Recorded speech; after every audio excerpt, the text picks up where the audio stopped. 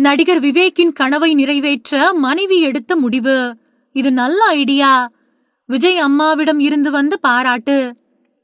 தமிழ் சினிமாவில நகைச்சுவை நடிகரா மட்டுமில்ல, மரம் மனிதன் அப்படிங்கிற பெயரையும் சம்பாதிச்சவரு நடிகர் விவேக்.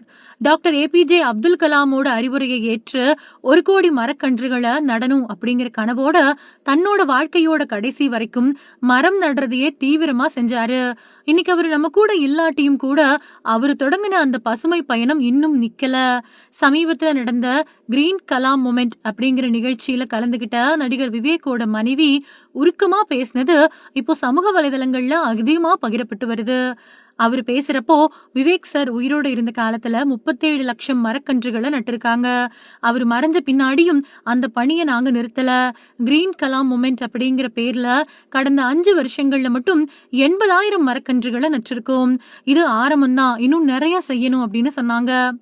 அதோட கடந்த சில மாசமா அந்த பணியில ஒரு சின்ன தொய்வு ஏற்பட்டதாவும், ஆனா இப்போ மறுபடியும் புதிய நம்பிக்கை வந்திருக்கிறதாவும் அவங்க மனம் திறந்து பேசினாங்க. கொஞ்ச நாளா ஒரு தொய்வு இருந்துச்சு, ஆனா இப்போ நம்ம சகோதரியோட ஆட்சி வந்திருக்கு. இப்போ நம்ம சகோதரரோட ஆட்சி வந்திருக்கு. தமிழக அரசு எங்களுக்கு உறுதுணையா இருக்கும் அப்படின்னு நம்புறேன்.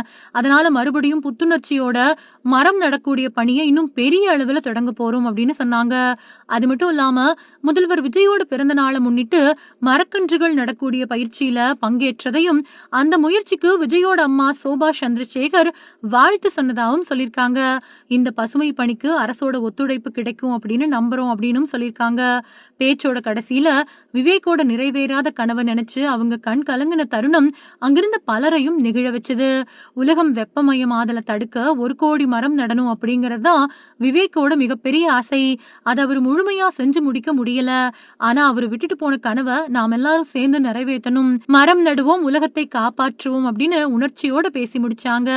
விவேக் உயிரோடு இருந்த காலத்துல எந்த நிகழ்ச்சிக்கு போனாலும் மரக்கன்றுகளை பற்றியே பேசுவாரு.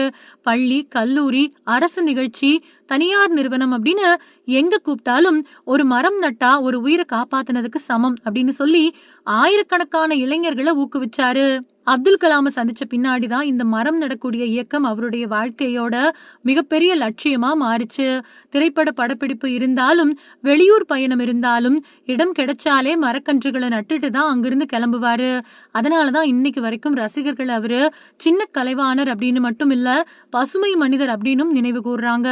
விவேக் மறைஞ்ச பின்னாடி இந்த பணி நின்னுடும் அப்படின்னு பல பேர் நினைச்ச நேரத்துல அவரோட குடும்பத்தினர் அமைதியா அந்த பொறுப்பை ஏற்று தொடர்ந்து செஞ்சுட்டு வராங்க. போன 5 வருஷங்கள்ல மட்டும் 80,000 மரக்கன்றுகள் நடப்பட்டிருக்கிறது பலரையும் ஆச்சரியப்பட வச்சிருக்கு.